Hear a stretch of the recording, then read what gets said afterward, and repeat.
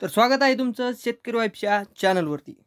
तर एकात्मिक बाल विकास सेवा या योजनेअंतर्गत ज्या किशोरवयीन मुली आहेत त्यांच्याकरिता एक योजना राबवण्यात येत आहे आणि त्या योजनेसाठी निधी जो आहे तो वितरित व खर्च करण्यास मान्यता देण्याबाबत एक जी-आर आलेला आहे आणि ती योजना असणार आहे किशोरवयीन मुलींकरता योजना म्हणजेच सबला ही योजना.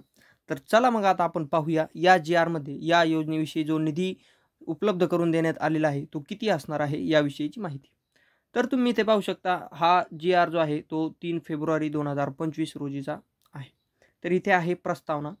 तर प्रस्तावना अशी आहे की महिला व बालविकास विभागांतर्गत एकात्मिक बालविकास सेवा योजना कार्यक्रमाखालील किशोरवयीन मुलींकरिता योजना सबला या केंद्र पुरस्कृत योजनेकरिता या योजनेअंतर्गत लाभार्थ्यांना पूरक पोषण आहार वितरित करण्यात येते. या कार्यक्रमाकरिता केंद्र व राज्य हिस्सा 50% 50% प्रमाणात निधी वितरित करण्याची बाब शासनाच्या विचाराधीन होती. तर या विचारावर शासनाचा काय शासन निर्णय निघालेला आहे आता आपण त्याविषयीची माहिती पाहूया आणि किती निधी जो आहे तो देखील उपलब्ध झाला आहे या योजनेसाठी याविषयीची माहिती देखील आता आपण पाहूया.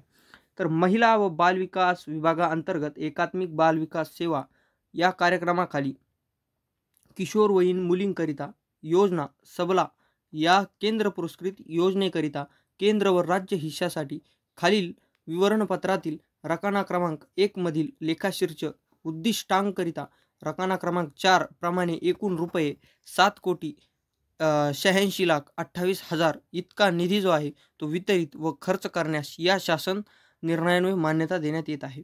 तर जी केंद्र पुरस्कृत योजना असणार आहे ज्या किशोरवयीन मुली आहेत त्या मुलींकरता तर ती योजना सबला ही योजना जी आहे ती केंद्र पुरस्कृत योजना आहे आणि या योजनेसाठी जो राज्य हिस्सा आहे त्याच विवरणपत्रातील खालील रक्कम जी आहे ती दिलेली आहे 7,86,28,000 एवढा निधी जो आहे तो या योजनेकरिता वितरित व खर्च करण्यास शासन जे आहे ते मान्यता देत आहे.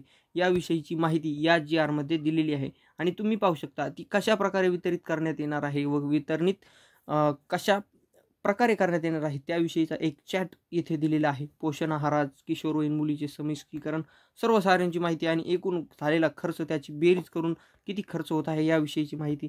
तर सदर शासन निर्णयान्वये वितरित इथे तुम्ही पाहू शकता मुद्दा क्रमांक 2 सदर शासन निर्णयान्वये वितरित करण्यात येत आलेला निधी आयुक्त एकात्मिक बाल विकास सेवा नवी मुंबई यांनी SNA खात्यावर जमा करून सदर निधी प्रचलित कार्यपद्धती विचारात घेऊन उपयोजना आणावा.